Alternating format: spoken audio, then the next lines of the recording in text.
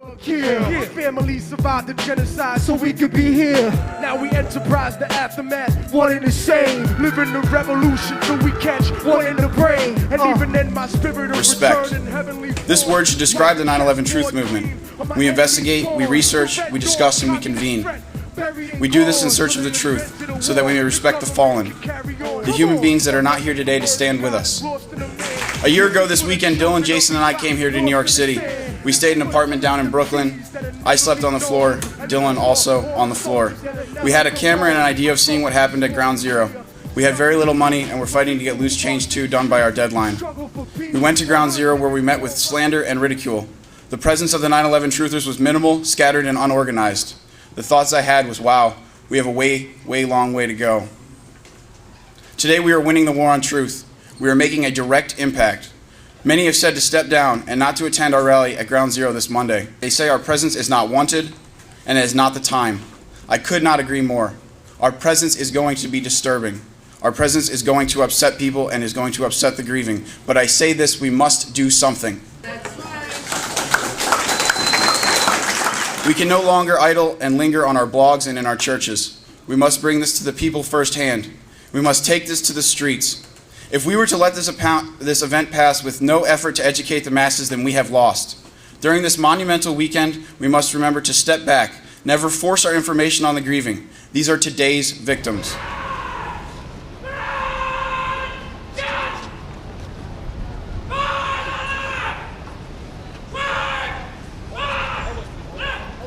Can you just hold back, please?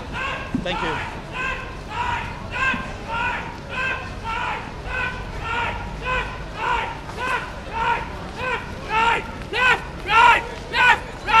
One week after the collapse, they found molten steel at the bottom of that pit, 7 floors down. It took them a week to find it. It was molten steel for another 2 weeks, and they're saying, where did this molten steel come from? What's that? I'll tell you why. To pass the Patriot Act, which was written before this event took place. It was written by Bob Graham to pass the Patriot Act, to declare war on terror and never-ending war. This is their wet dream, to declare war on Afghanistan, to declare war on Iraq, to declare war on Iran. This is and to have ultimately one world government. This is the greatest psychological attack in the history of humanity. All the way back. It's great. It's invigorating me with all these wonderful people in search of the truth, exposing the real terrorist.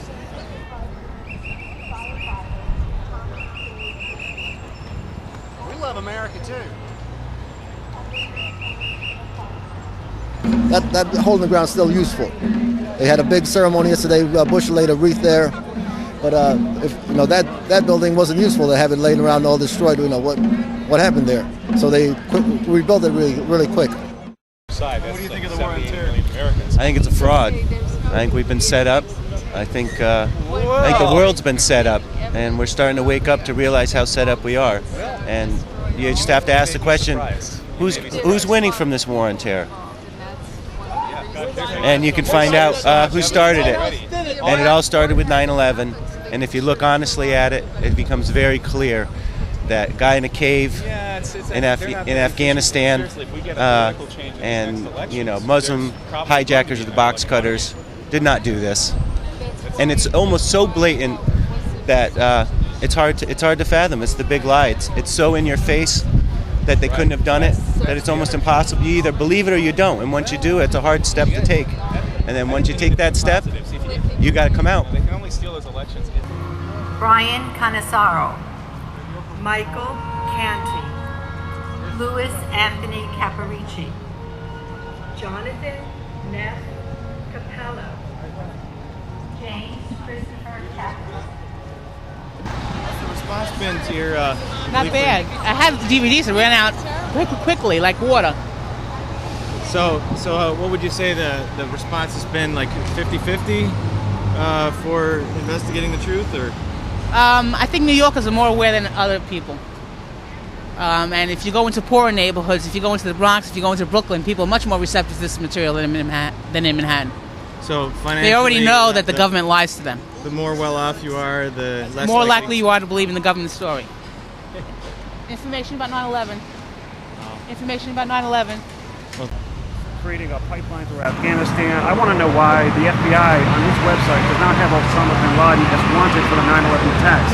He's wanted for the embassy bombings in Africa. He's not wanted for the 9/11 attacks. I want to know why FBI informants were the landlords of the hijackers, some of them on 9/11. I want to know why some of the hijackers themselves were alleged to have trained at U.S. military bases. I want to know why some of the hijackers are alleged to be alive, according to the England's BBC. George Bush's grandfather was the top Nazi in the U.S.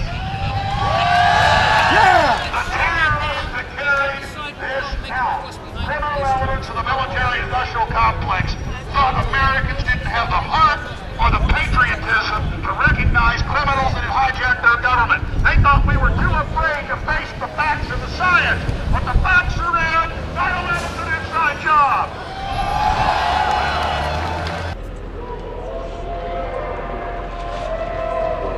Elliot Spitzer's office, and also that's the office of Larry Silverstein. Well, Larry Silverstein is the gentleman that only put a little bit of $100 million down on a 9-year lease in January of 2001, right 1 month before, or a couple months before the September 11th, and then he took out a huge insurance policy on the World Trade Center complex in which he collected. And then Elliot Spitzer is the current Attorney General of the state of New York, and he's the one that should be investigating all the unanswered questions regarding the events of September 11th. 9/11 was an inside job. 9/11 was an inside job. What do you think of these guys? I think they're very brave. I really do. I think they're doing a great job. Bringing out the truth. Ain't nothing wrong with that. What do you think of these guys? Who, the cops? You guys? Well, you all speaking the truth. And which one, we all know that was the truth from day one. Yes. It don't take a, you know what I'm saying, a genius to figure it out. I'll tell somebody saying it. They used to call us communists for fighting America. Now they call us terrorists to spread hysteria.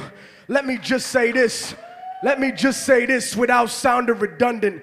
Who the fuck really gains the most from blowing up London? And who really made Bin Laden the man that he is? The CIA and Saudi Arabia did. But that's the past and the future is here. Iraq was a design, so for some people the future is clear. A Christmas tree pyramid with the star as an eye, like a satellite in orbit watching me from the sky. Every country wants a piece of the American pie, but that means you have to co-sign America's lies. So you can criticize human rights in Cuba and China, but not in Israel, the Philippines, and places you find them